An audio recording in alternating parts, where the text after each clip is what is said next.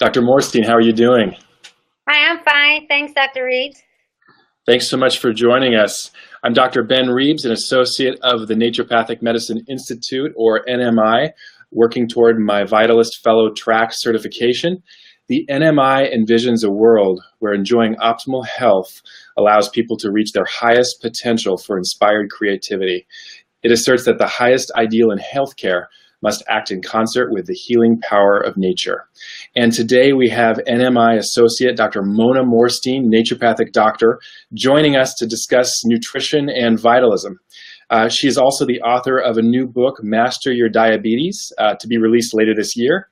And before we get to our discussion, Dr. Morstein, please tell us a little bit about yourself. Oh, I'm a graduate from National College and did a residency there. I had a private practice in Great Falls, Montana for 13 years, then joined Southwest College. I was chair of nutrition and gastroenterology professor and clinical supervisor. And now I'm back in private practice in Tempe, Arizona. Great. Well, there's been a lot of talk online lately about this movie, What the Health, nutrition. I've even seen you've been active in some of the discussions. Where do you want to start with nutrition? Well, here's the deal. And I think also, if we're looking at it, say, from a vitalistic point of view, I think one of the huge glories and the benefits of naturopathic medicine is looking at each patient individually and having the idea that just because I do well on diet A does not necessarily mean all of my patients must be put on the same diet A. And that when we're analyzing people individually, what their chief complaints are, what their diet is, people now look at genetics, or we just look at culture. There's so many different things, their labs, so many different ways that we can see what's going on with their body. And also their personal preference. It's meaning many people just need to have a healthier basic diet. Then we have people that need to be put on specific diets, whether it's, candida or diabetic, or you have a SIBO patient. But the idea is to work with everybody individually. And if you're talking about my personal preference for nutrition, I absolutely believe that an omnivore diet is the diet of the vast majority. I mean, if we get rid of the Inuit, pretty much everybody on planet Earth is eating an omnivore diet. There is some animal protein, there is some plant-based protein, there's vegetables, there's fruits, there's grains or cassava. This is all a part of pretty much everybody's diet on the planet. And, before we got into perverting it and adulterating it, it worked very well for people. So, my belief is the more food any person can eat from the most food groups, the healthier the microbiome, the stronger the digestive capacity, and, the more nutrient intake just innately from the food. But people do get to levels of ill health where restrictions have to occur. Right. Then we need to, make sure that we are protecting the gut and the digestion if we are having to restrict patients in some ways. So I know a lot of people probably listening to this call are, vegan or vegetarian. Is it possible to have a fully healthy diet and be vegetarian or vegan? Well, of course, no. Of course, there's no native people on planet Earth who ever were vegan. That diet was invented around 1944 or so. Because if no culture would innately be vegan, because they would have all died of B12 deficiency. We can choose these diets because we can go to any health food store or any distributor and say, send me this B vitamin in a bottle. Send me this vitamin D in a bottle because I'm not going to eat it, right? And so can we eat a plant-based diet? with supplementation and do well. Some people can, and then some people can't. Now vegetarian, if you're doing eggs and dairy, you can get your nutrients, out of those foods from animal-based foods. But, personally, will I do well on a vegan diet? No, I did that for 5 years in my past, and I'm very glad I don't do it anymore. But there will be people that thrive, and there will be people that won't. There are people that, really need meat regularly in their diet, and they won't, and there's people that will thrive on a, much less animal produce diet. But that's the idea, is we can't just say everybody has to eat this way, because it isn't going to work. So that's the individualization that we need to do. So what are some of your go-to ways for testing, food intolerance or antibodies, or just personal history? What are your, what's kind of your approach? Well, I think the first keynote analysis is a diet diary, right?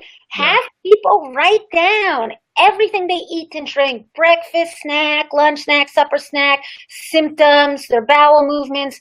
Write this down, because it's not just the most amazing learning tool for the physician, because I can then see what they do eat, what they don't eat in macronutrients. I can see in micronutrients. I can, sometimes you can pick up food sensitivity. You can pick up some pro-inflammatory foods. There's so much you can see when you're educated to analyze a diet diary appropriately. On top of that, and not only that, but the patient's educated.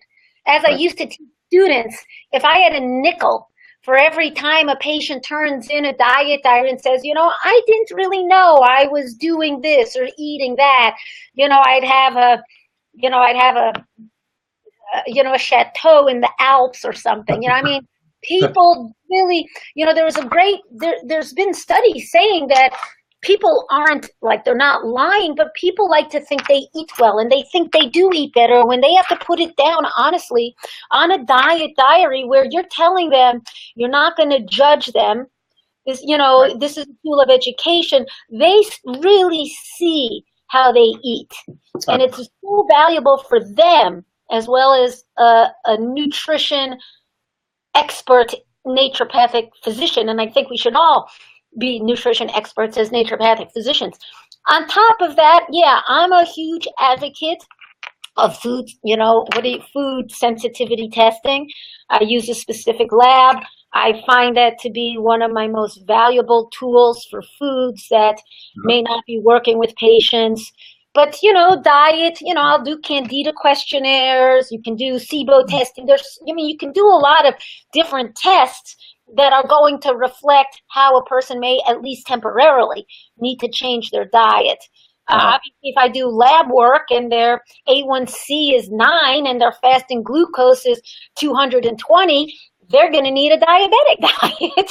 So there's many different ways we can really be analyzing how does a person need to eat. Gotcha. And what do you think of the blood type diet, Dr. Diadamo? Personally, I'm not an advocate of the blood type diet. That's me. I know other physicians like it and do it. In my experience, in my practice, I did not have success really with it.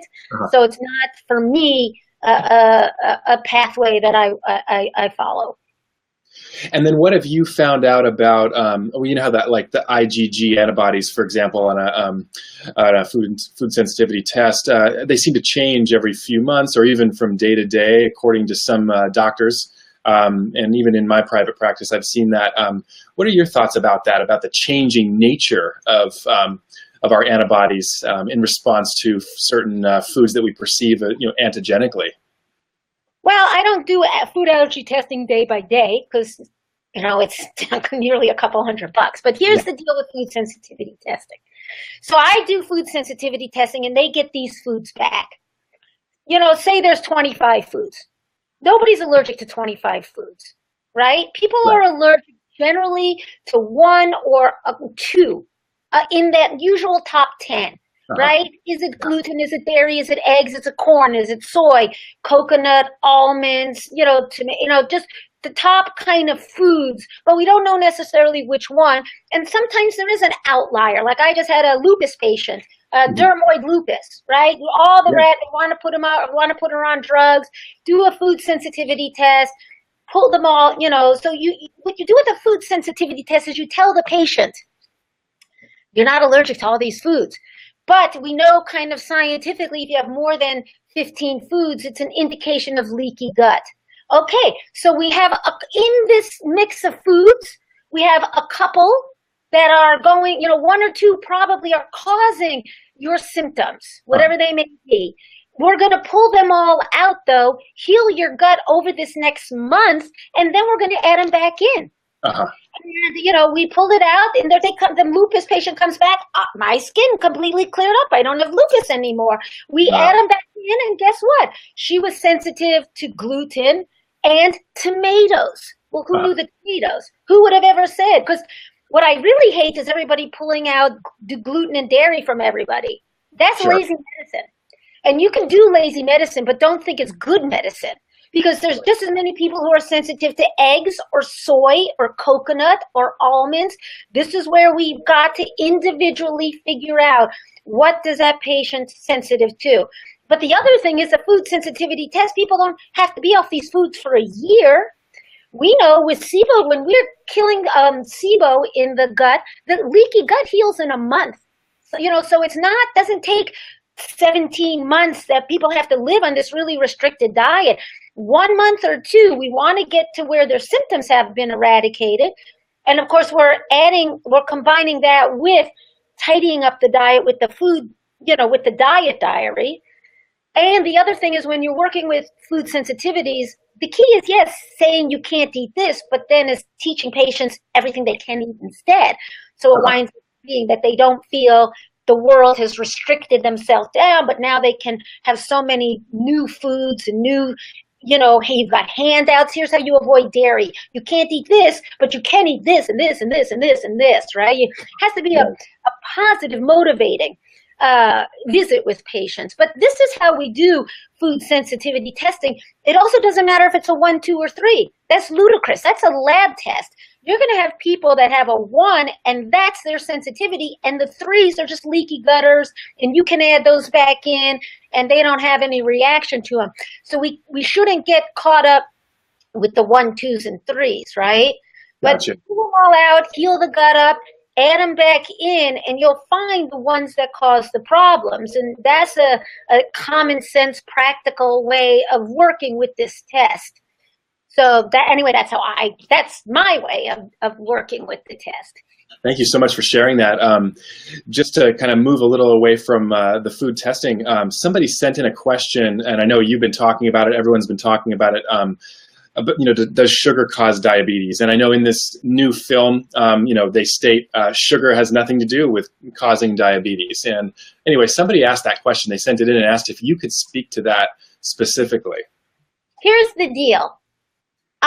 Eating an apple that has fructose and breaks down to glucose, and is not going to cause diabetes. But eating 155 plus pounds of refined sugar in your soda pop and donuts and cookies is one absolute instigating factor. Your steak being broken down to sugar is not going to cause diabetes. But, the candy. So the idea is we know this. We're getting pedantic. And that's annoying to all of us a little bit because every naturopathic physician realizes that vegetables breaking down to sugars does not cause diabetes, and all the junk crap that people eat, the refined sugar, the overeating, all of this is one factor. If you talk to Dr. Pizzorno, of course, environmental toxicity, lack of exercise, getting overweight, inflammation, huge part of diabetes, many factors involved. But eating really refined sugar in a lot of amounts of it is definitely a bad thing and can definitely help the body, become a diabetic, especially when it then causes abdominal weight gain and so forth, right? So, I think, if we take this word sugar and we're just, using it as a typical food breakdown product, I mean, then it almost gets a little silly, because we all know that, the healthy foods that break down to glucose in the human body, are not associated with that. So it sounds like you're saying that fat and meat are not implicated so much in diabetes as I mean, there's just so much discussion out there. Obviously, there's the China study, and there's these films, these sensational films like What the Health, and then you've got the ketogenic people, the paleo people, the functional medicine people saying different things. You've got different things being taught at our schools, and I can see why a lot of people are really confused. But anyway, if you could speak a little more to it, just so people cannot be so confused. So, I mean, if are you speaking about diabetes? I am, yes. And what causes diabetes food-wise? Well, look, what causes diabetes food-wise, really, I would say this. One, overeating, so that you gain abdominal fat, which then produces insulin resistance, and inflammation, which causes insulin resistance, right? So overeating without getting, and gaining abdominal weight. Definitely, I believe, overeating refined sugar. I also think it's some things like undereating, not getting in enough omega-3 oils, which reduce insulin resistance, not getting in enough zinc or chromium that, help the body produce, zinc, it helps make insulin, secrete it, and activate it. Chromium. I mean, there are nutrients that people are not getting in when they're getting in all the sugar. Right? If you have a soda pop and donut for breakfast, you're not having, an egg omelet with kale and mushrooms. So right. You're getting in your, pro-inflammatory refined sugar, and you're not getting in nutrients that help the body process sugar better, or, and process insulin better, right? Right. So, we've got, I think if we're talking about, it's interesting, if we want to get even more on naturopathically, getting into GMOs, getting into food additives, getting into preservatives, things that we believe may have a damaging effect on the microbiome of the gut, because we know insulin resistance, weight, this can come from the health of the microbiome and things we eat and drink, too much alcohol, too much coffee, things that can have damage to the microbiome. Even, these things, let alone the antibiotics, if we're just talking foods that we don't think are really low fiber intake, right? So we're not, fiber feeds the beneficial bacteria. They break down into short-chain fatty acids, and those can help regulate blood sugar levels, right? So there's so many basically it's just you're just eating badly and too much of it. And we shouldn't have to be nickel-diming what that means in a Western society with fast food, junk food, soda pop, candy. Everybody, we know what we're talking about, right? Right. But that's what we're talking about. These are things that are initiating a risk, this increased risk of diabetes in terms of food. Right, and it's the quality, right, as opposed to the quantity. I mean, it's the source of our food. It's so funny in this movie, it's like they're equivalating hot dogs with meat, and right. Are you kidding me? I mean, right. I mean, there's obviously a huge difference. You've got your grass-fed, grass-finished, organically grown meat. So full, half of the fat in it is omega-3, is essential oils. They reduce insulin resistance. You take that meat and then you put it in a feedlot and you feed it grains. And within 90 days, all of that fat, those essential oils are gone, and it's straight saturated fat. And how do we know this? I used to teach this to my students. I have the slides. The cattle industry has actually measured fat in cattle over time that they're in a feedlot. And we know in 90 days that fat has changed and we've lost all the essential oils, and now it's just kind of the saturated fat that we associate with meat. That's a big difference in quality of meat that people get when they eat it and how the oils of the meat are affecting them. So quality certainly, makes a difference on all throughout the system of food and how it affects, humans.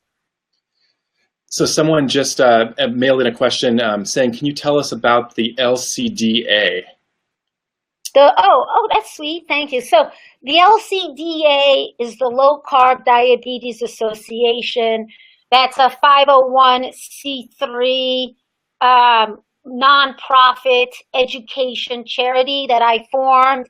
We have a good board. There's me and 3 other NDs, an MD, and a DO, and a non-medical professional, an ex-ballerina, a lay person with type 1 is also on the board. And our mission is to educate patients and their caregivers and medical practitioners and everyone around the globe about using comprehensive integrative medicine to help prevent and control and even reverse with type 2 diabetes. And we do this under the auspices of what we call the 8 essentials, which is diet, exercise, sleep, stress management, healing the gut microbiome, environmental detoxification, supplementation, and medication.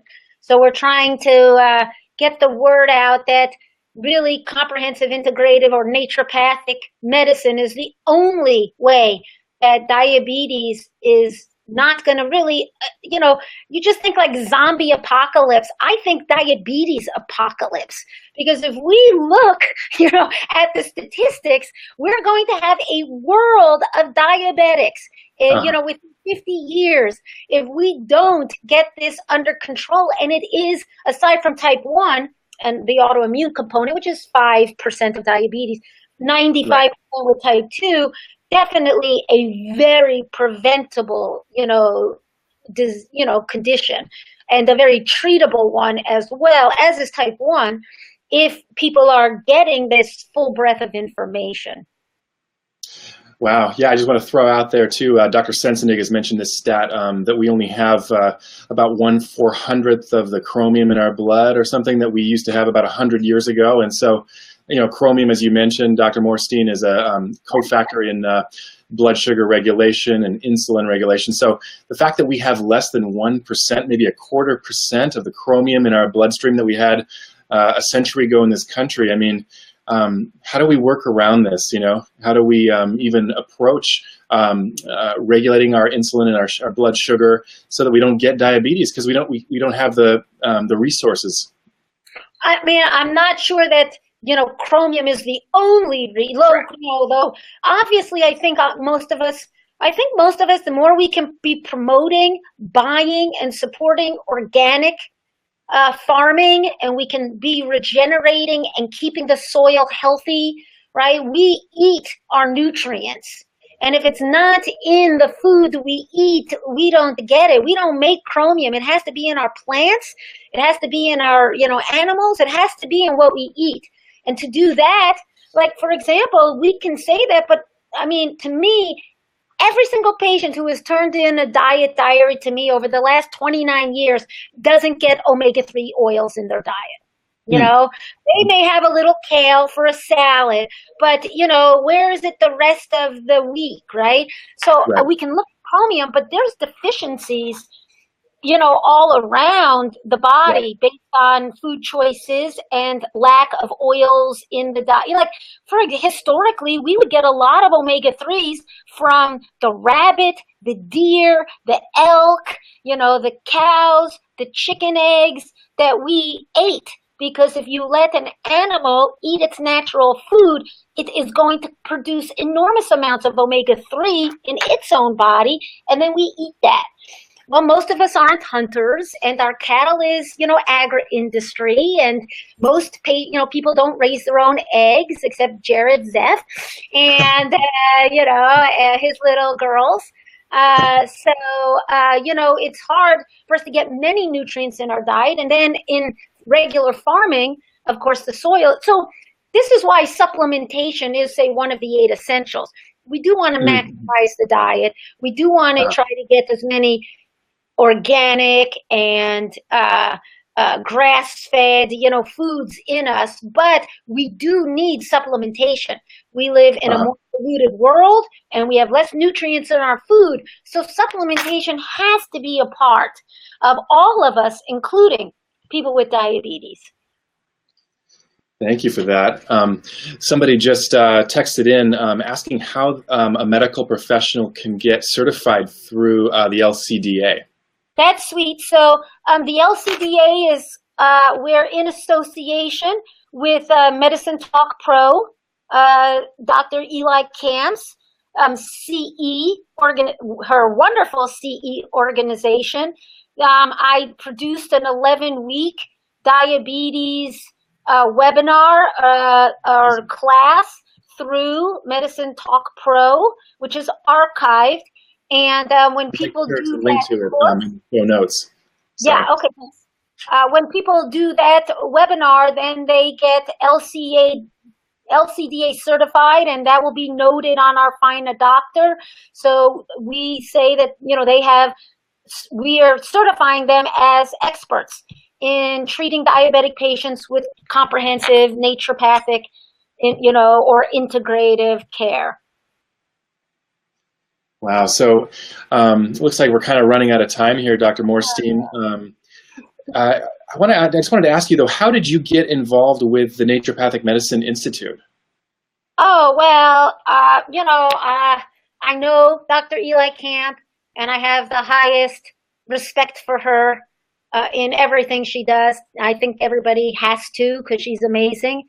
I'm also Dr. Jared Zeff, was not only my mentor when I was in medical school, but I'm blessed to have him as a close friend. And so I was brought into the NMI along, through these 2 people, and through also my own love of naturopathic medicine and my own desire to share, the core beauty of how it works, of its methodologies, of its philosophy, with as many people as we can.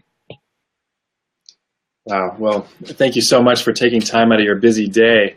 Where can people find your book, and where can they find you online? My clinic is at, it's kind of weird. I'd like to change it, but right now it's at azimsolutions.com is my website. The low carb diabetes is at lowcarbdiabetes.org. And the book, my book, Mastering Your Diabetes, is being published by Chelsea Green Publishers, a very nice publishing company in Vermont. It'll be out in October, and I'll try to get it out to everybody. It's for patients and physicians, about 570 pages. So, wow. As we say, it's a comprehensive approach, to treating type 1 and type 2 diabetes. Oh, well, thank you for that. I'll make sure to link to all of those things in the show notes. Thanks. Before we leave today, is there anything else you wanted to say about diet, nutrition, vitalism, or? No, not really. Okay. I think, you've asked great questions. I would say for sure my key is, is that individualistic, what each patient needs by your comprehensive intake and study of them, that's how they need to eat. Not just everybody eating, one diet. That I don't believe that we should think that. Well, I think it's a good time to wrap up. Thank you so much, Dr. Morstein, for taking the time to join us today. If you want to learn more about how to become an associate of the Institute, go on over to naturopathicmedicineinstitute.org and watch for our upcoming conferences. We have the Vital Gathering 2, October 13th through the 15th. You can check that out on our website. The laws of cure are seen to be immutable, and the healing power of nature is acknowledged, discussed, unpacked, and celebrated at the Naturopathic Medicine Institute. Thank you so much. Thank you. Thank you very much, Ben.